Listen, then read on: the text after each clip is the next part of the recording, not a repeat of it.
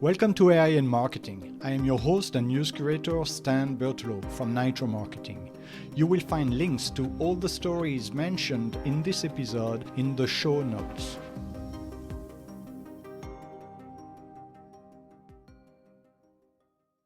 Hello, this is Naya, your voice for today's headlines. It's Thursday, May 28. Here is what we are covering.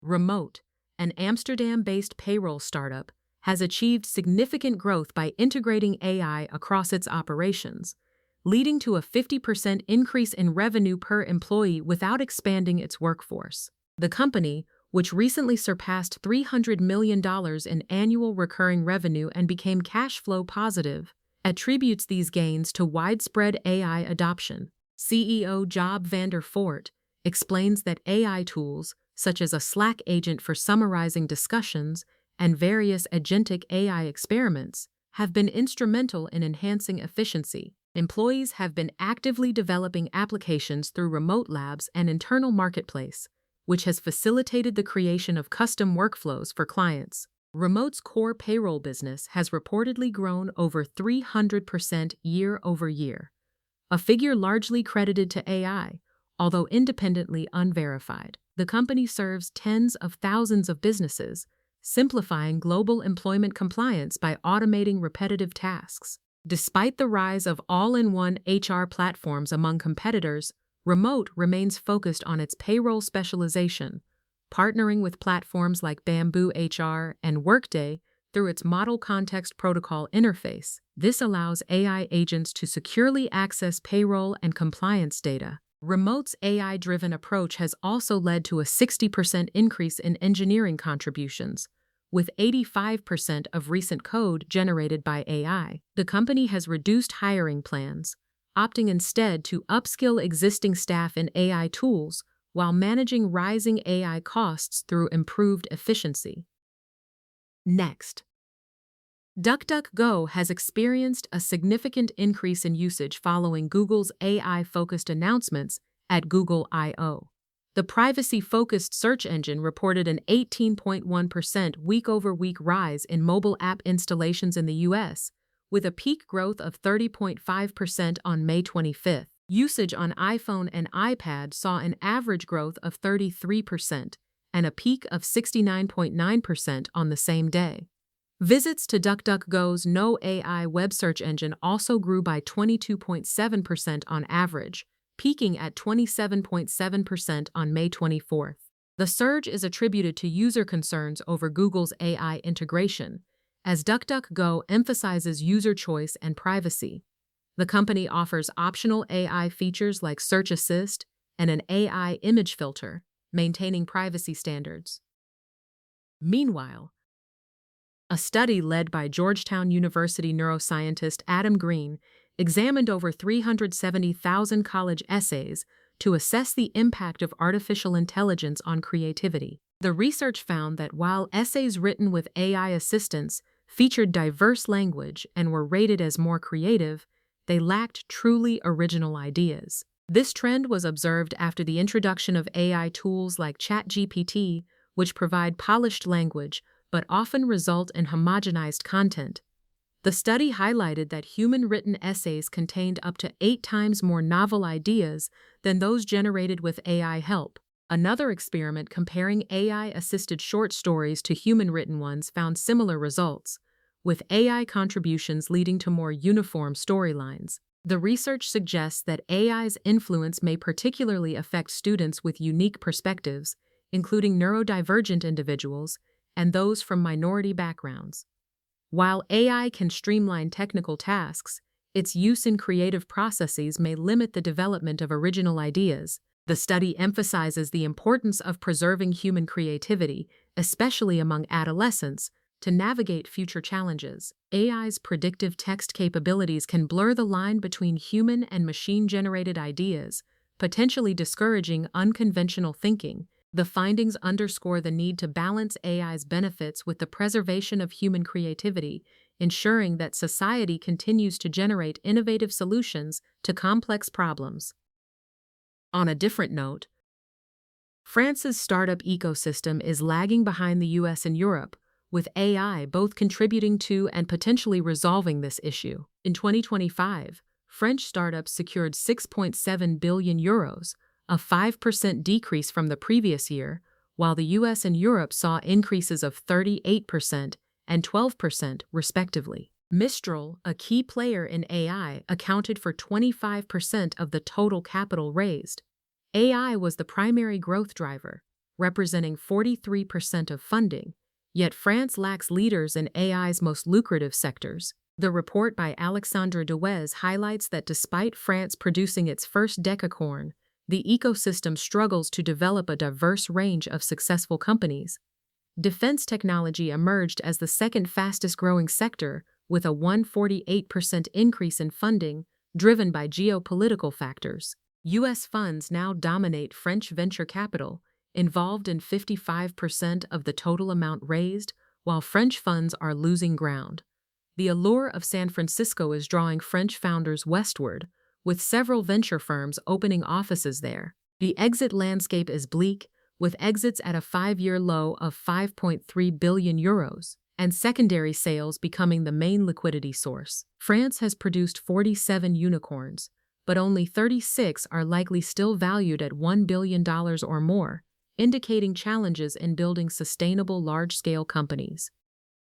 With that said, TechCrunch reports that the tech industry is experiencing a paradoxical phase marked by record revenues alongside significant layoffs, with AI being a central factor. Box founder Aaron Levy suggests that tech CEOs may be suffering from AI psychosis, where they overestimate AI's capabilities due to their distance from the practical work required to implement AI effectively. Levy argues that while CEOs experiment with AI and see its potential, they often overlook the complexities involved in deploying AI solutions, leading to unrealistic expectations. Despite this, Levy remains optimistic about AI's future, advocating for its use and investing in AI startups. The industry has seen a surge in layoffs, with 115,430 employees let go in 2026 alone, as companies cite AI as a reason for job cuts. However, research indicates that AI's impact on productivity is not as significant as claimed,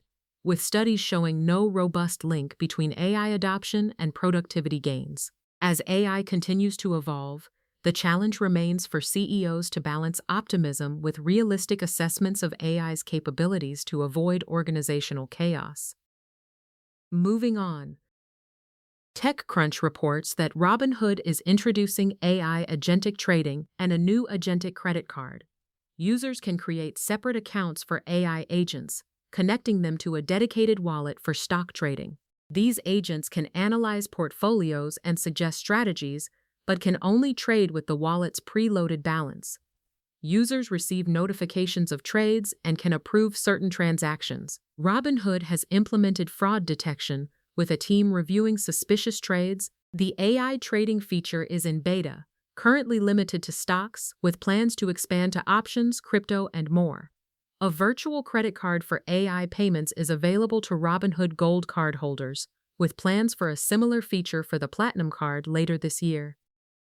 After that, a recent survey by top academic and think tank researchers explored the potential impact of AI on the economy through 2030. They consulted economists, AI experts, and super forecasters to envision scenarios, including AI's ability to author a Pulitzer-quality book and manage its own publishing rights. The consensus suggests that high-ranking roles like CEOs and senior officials will continue to thrive, even in a rapidly advancing AI landscape. However, the future for many white-collar jobs remains uncertain. While researchers agree AI is influencing the economy, the complexity makes it difficult to quantify. Wired has created a quiz to assess AI's impact on various jobs, inviting readers to share their experiences and insights through secure communication channels or letters to the editor. In other news, in 2026, AI agents are revolutionizing marketing by autonomously managing tasks traditionally handled by human marketing leaders.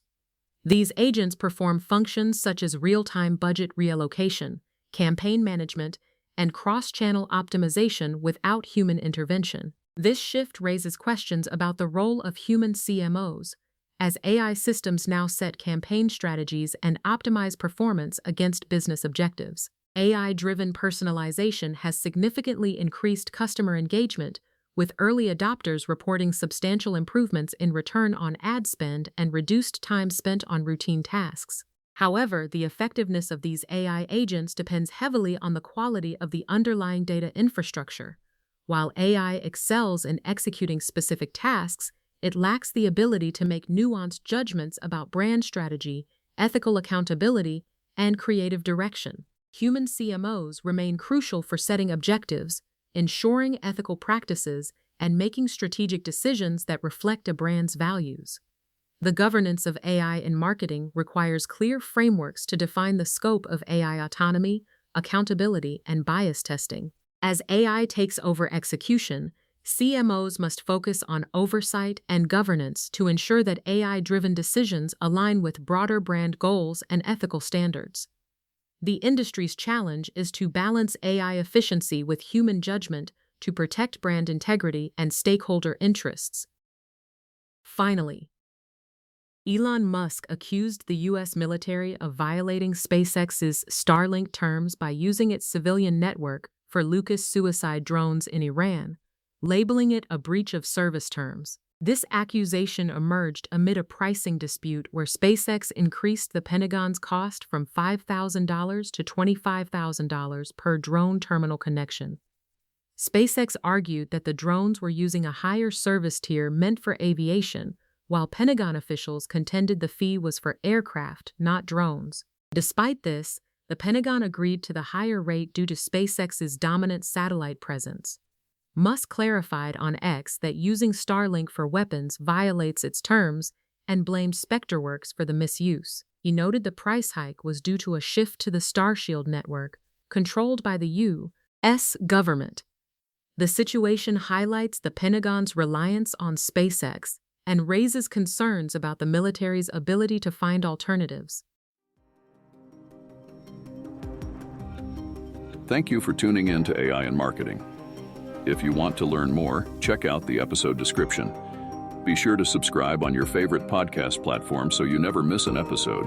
Contact us to learn how to launch your own AI-generated podcast at nitromarketing.com. That's NYTRO marketing.com. See you tomorrow for more AI and tech news.